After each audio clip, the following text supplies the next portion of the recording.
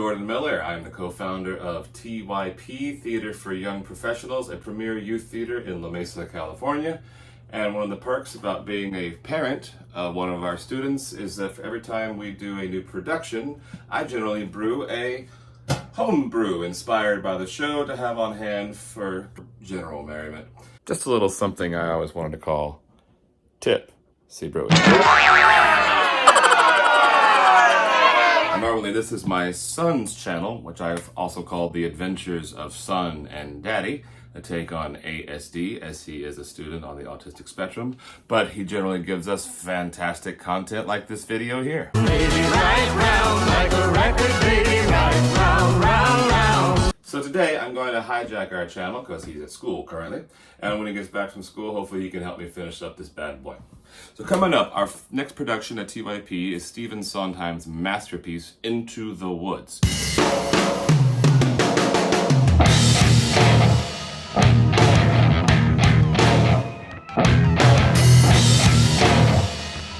If you don't know the story of Into the Woods, it's kind of a mishmash of fairy tales. You've got Cinderella and her prince, you've got Jack and the Beanstalk, Little Red Riding Hood and the Wolf, as well as a story of a baker and his wife and the witch. In Act 1, it always ends happily ever after. However, in Act 2, we find out maybe there's more to the fairy tale than happily ever after. Anyway, in this case, we're going to do a variation on a traditional Irish red recipe that I got from TYP brewmaster Jose Diaz, which is really a clone of the San Diego brewery Pizza Port's Shark Red Ale. So we're going to take the recipe, which first off calls for 9 pounds of liquid malt extract, and these are the CBW Golden Light pure malt extract. And as these have a net weight of 3.3, instead of having 9 pounds, we'll obviously have 9.9 pounds, because, you know, math. So already, that's going to bump up our projected ABV, or alcohol by volume. Next, the recipe calls for 2.5 pounds of caramel 75 to give it that nice red color, as well as half a pound of caramel 125.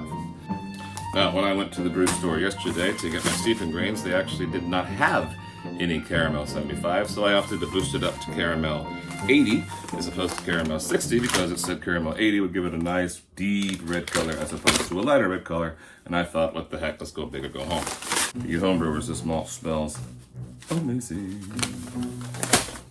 Also, we're going to beef up the ABV once again with a pound of corn sugar right there at the end of the boil. Original recipe had ABV listed between 5.6, 5.8 ABV. Hopefully we can bump that up to about 6.6 or even 7 to make this a red IPA, because anything with IPA in the title, and I'm good. Except that juicy, hazy stuff that everybody's so fond of. Give me a good old-fashioned West Coast, punch you in the face with hops IPA. So, at the end of the day, we're going to come up with what I consider an American red IPA, inspired by the character played by our brilliant actress, Abby Pruitt, who plays Little Red Riding Hood. Therefore, we're going to name this beer Little Red Riding Hop. So let's get started. So first off, normally when I make a beer, it's traditional that I actually drink a beer while making it. But seeing as how it's 8:45 in the morning and I just dropped my son James off at school, I'm going to stick with coffee.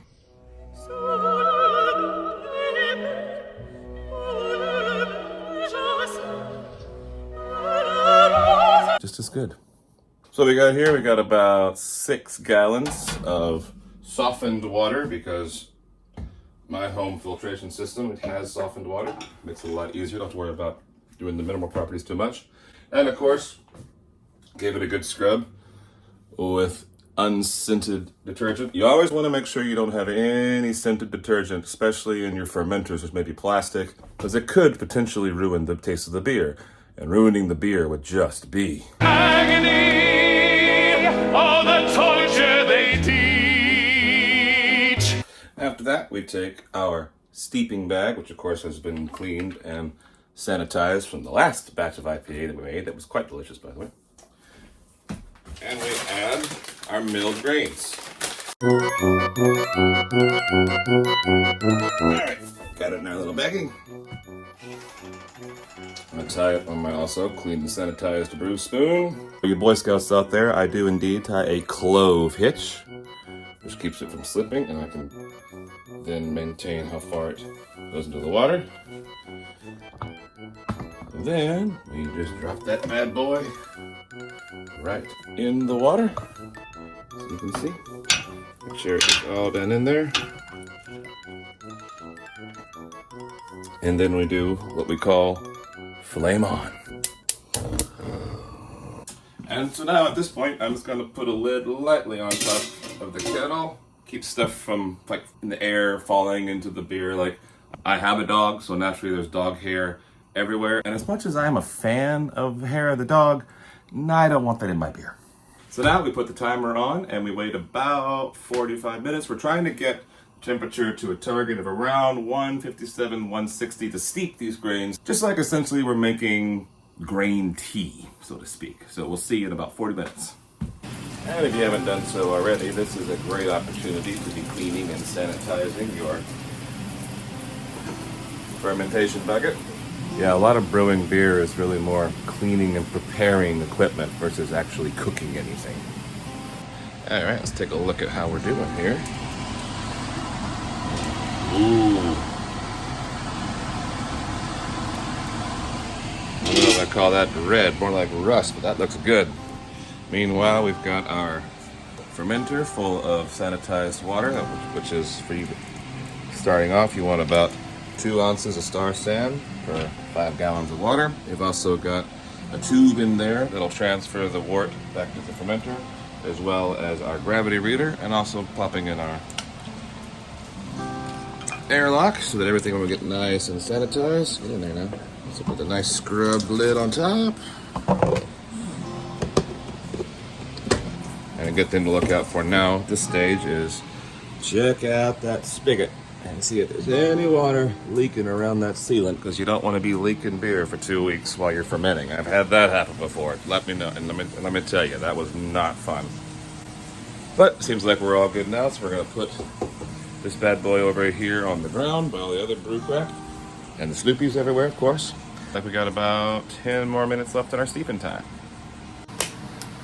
All right, we are back. So we ended up steeping the grains a little bit longer than 45 minutes. Ended up taking about 52 minutes.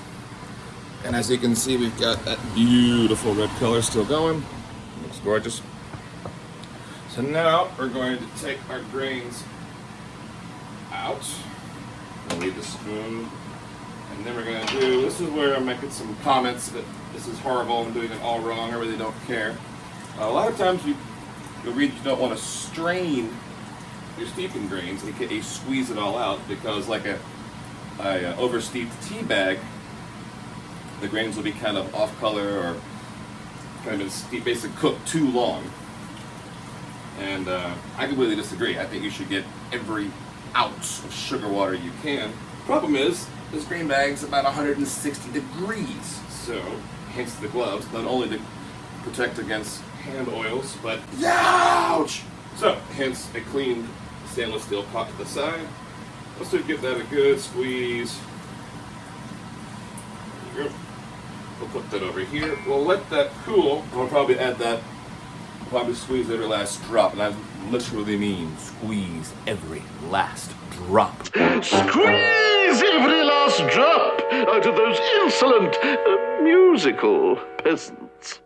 No, that wasn't a shameless plug for TYP's production of The Adventures of Robin Hood this summer. Oh yeah, I gotta write that. Very important next step. Turn off the flame. This will keep the liquid malt extracts from scalding on the bottom of the pan. And as you're stirring it around, all of a sudden you see all these nice blackened flecks come up, which is in fact burned syrup. You don't want burned syrup. All right, so next we take our liquid malt extract, which I've already removed the very sticky lids off of. And yes, I will be taking tongs and dipping that into the hot wort water to make sure again I get every last drop. So now we're going to add 9.9 pounds of the Brews Golden Light Pure Malt Extract.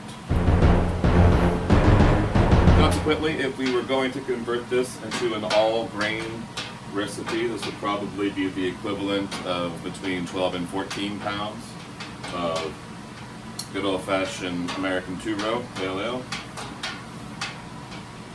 I've done the 6-row before, which kind of gave it more of an earthier texture, and I think I like this the regular, a little more expensive 2-row, and instantly more popular for that reason. Yep, you can see here, got the hot water in there, melting on that syrup, get every last drop, which brings us to our final canister. Here we go.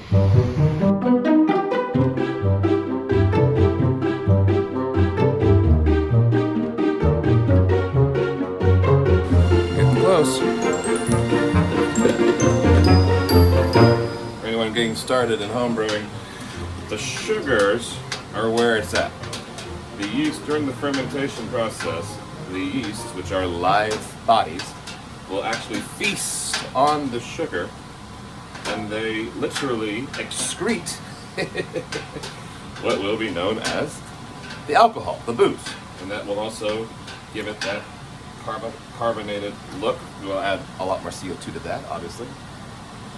And the fun thing is you can add sugars pretty much any time in the process at all. You can add sugars in a secondary fermentation. You can add sugars at the beginning of the boil, middle of the boil, end of the boil. As you'll see, we're going to toss in the pound of corn sugar about 15 minutes towards the end. You can add honey, syrup. I've added Karo syrup before. Really doesn't really matter. Any kind of sugar is going to be what the yeast is after. There we go, getting close. Squeeze every last drop. Now we're going to squeeze off whatever we can from our lids. Ouch. Beer making is an art, and we must suffer for our art. Okay, I know I said squeeze every last drop, but this is getting ridiculous. Make it start to move on. So now we're back, just gonna make sure that's all good and stirred up together. Scoop a little bit. Don't see any black pieces. I did pick out a feather, which must have gotten into the liquid malt extract at the factory, so that was fun. So you always keep an eye on your beer. And now we're ready. Flame back on. We're currently sitting at about, looks like 155 degrees, cooling down. The syrup malt, liquid malt extract, cooled the wort about 10 degrees. So now we'll put our spoon off to the side. Come back to our trusty anti-dog hair lid. It is now 10:02. We are right on time. It'll take about 40 minutes to get this to the quote-unquote hot break, which is when the first boil starts to happen and we can start adding our hops. As you can see, we are getting close. Every so often nice. Take the lid off and get this sucker a stir just to make sure nothing's getting stuck on the bottom. We're about 40 minutes in, so we're right on time. Looking for that hot break any minute now. And that's what we want to see. We call that the first hot break. So now we're ready to start adding in our hop bill. It calls for 1 ounce of Magnum hops at 60 minutes, 1 ounce of Centennial hops at 30 minutes, and then half an ounce of Cascade hops at flame out, which is when you turn the flame off. Now I believe hops are kind of like garlic is to an Italian recipe. So whatever the recipe you're using calls for, you can easily double the amount of garlic, even triple it. Hops are kind of the same way. So there again, we're going to start with our 2 ounces of Magnum hops, solid bittering hop. This is one of my personal favorite parts of the entire brewing process.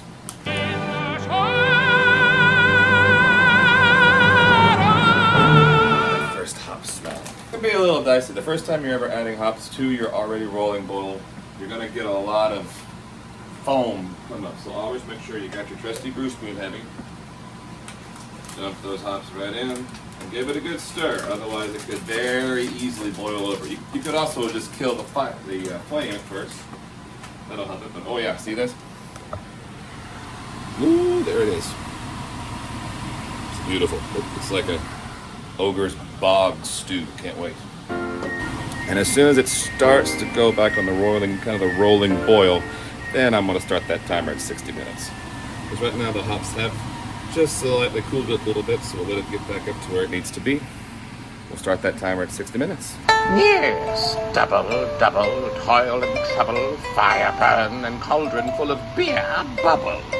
Or something like that. And we're back. It is 1 minute. We are at 1 minute to the half-hour mark, so we're just going to take our little lid off.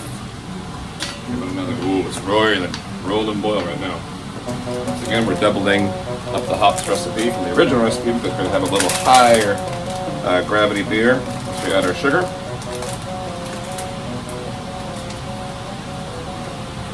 Boom. Right on time. So that's 2 ounces of the Centennial hops at 30 minutes. And that's going to be our bittering and flavoring hops.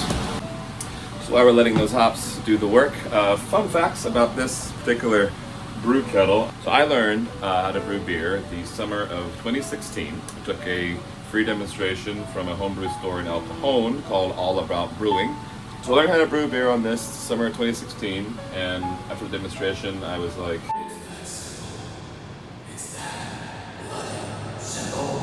so first thing I did was I went to Target and I got that brew in a box. Got the brew in a box kit, which is basically a gallon of this pale ale. This right here was the original beer that I made. And you can see there, James actually was part of the process, helping me brew it. Simple pale ale, but it was delicious. So I've kept this one. And the funny thing about this is that because it wasn't pasteurized, the yeast, it's basically been fermenting for, getting close to 6 years now.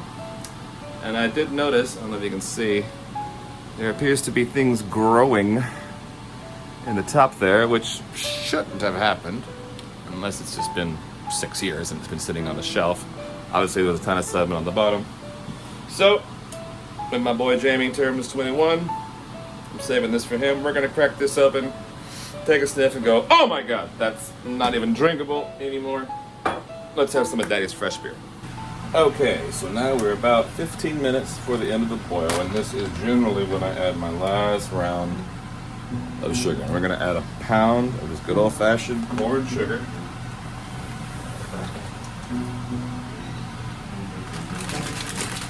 Just got to lower the temperature, so you probably need to go ahead and let this go in. I'm going to give it a good stir. We're going to wait until it starts boiling again before we put the timer back on. Alright, so as you can see, we got a little movement there going. That took about 10 minutes to get back up to even remotely of a rolling boil, which is about right. So now we're going to set the timer for 15 more minutes. Time to start the ice bath. Alright, and then some fun additives. We're about 10 minutes to the end of the beer. We've got a yeast nutrient, which is a half a teaspoon of yeast nutrient, 5 gallons of wort. Dissolve that in some warm water. Add that in. And that's just going to help make the yeast even happier when it's fermenting.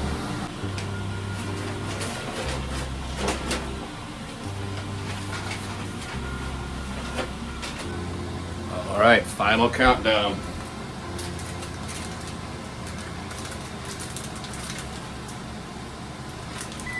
There it is. We're gonna do 1 ounce of Cascade. So we're gonna guesstimate. Here's the 2 ounces.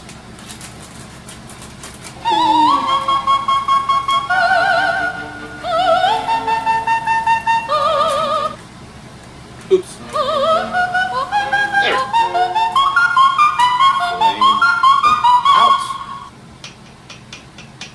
Put our lid on there. Now we're going to wait about a minute before we do the hardest part of this, which is take these oven mitts, pick this 5 gallons worth of boiling hot wort, and transport it across my house into an ice bath, which I will spare you that footage. Okay, not so bad. So now we've got the hot wort and the ice bath. And put a little chimney aspect on it. And we'll just let the ice water do its thing. And we're back, and somebody's home from school, so we're gonna have some wonderful serenading in the background. Anyway, kettle's been in the water for about an hour and a half. Actually, no, about 2 hours total. So now we're perfectly at room temperature.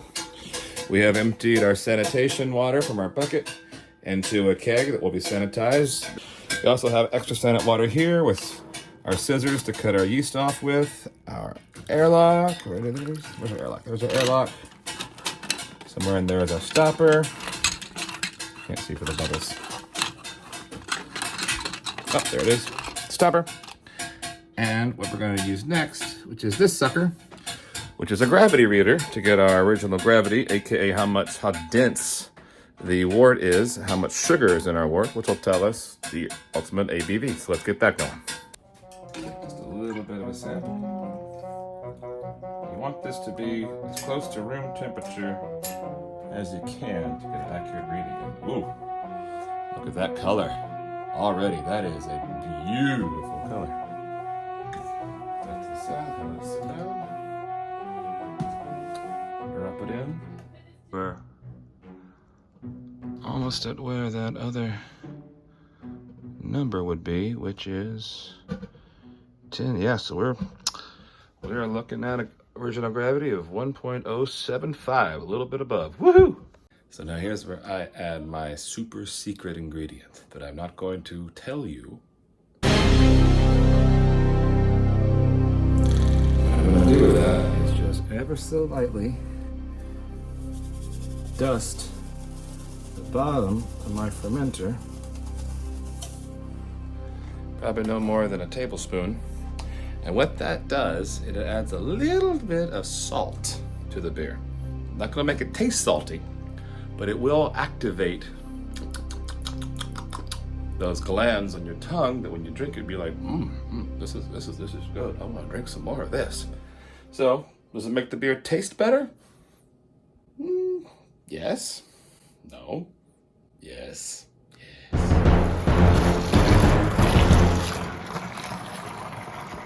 So now, the second most important ingredient to your beer, first being, of course, water, is your yeast.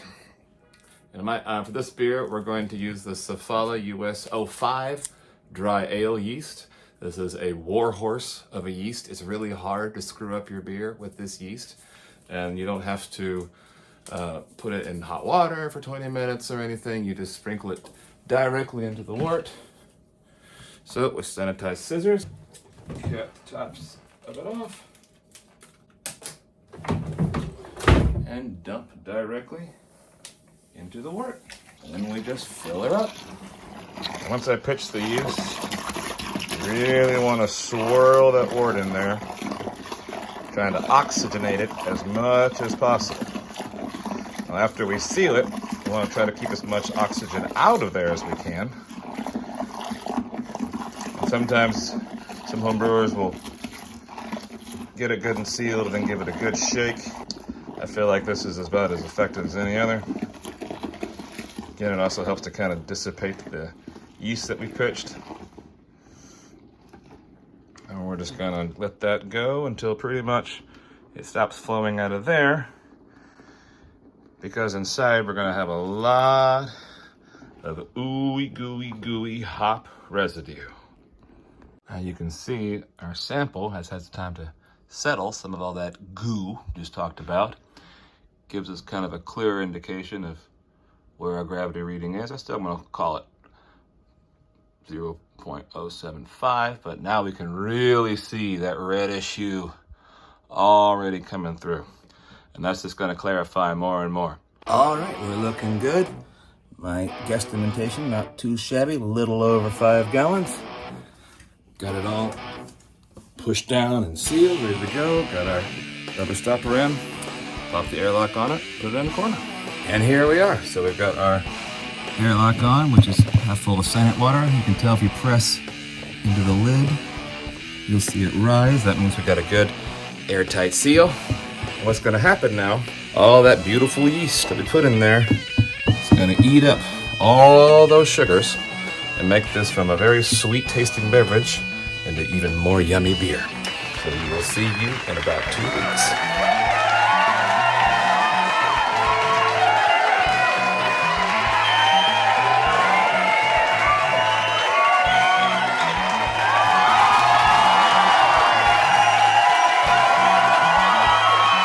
All right, well now it's evening time. Time for an actual beer. Yummy. Here is the said dog we were talking about, trying to keep the hair out of the beer. That's right. And of course, the author himself of The Adventures of Son and Daddy, James Miller. Say hi, James. Hello. If you liked the video today, please subscribe so you can see part 2 of Little Red Riding Hop. And of course, always stay tuned for James's content. James, what's your favorite video you made recently? Lots. Lots? I like the mountain music one. I like mountain music, but all mountain music. I like mountain music, but all mountain music. Anyway, again, thanks again. This is Jordan Miller for TYP and The Adventures of Son and Daddy. I like mountain music, but all mountain music. And I know things now, many valuable things that I hadn't known before. Do not put your faith in a cape and a hood.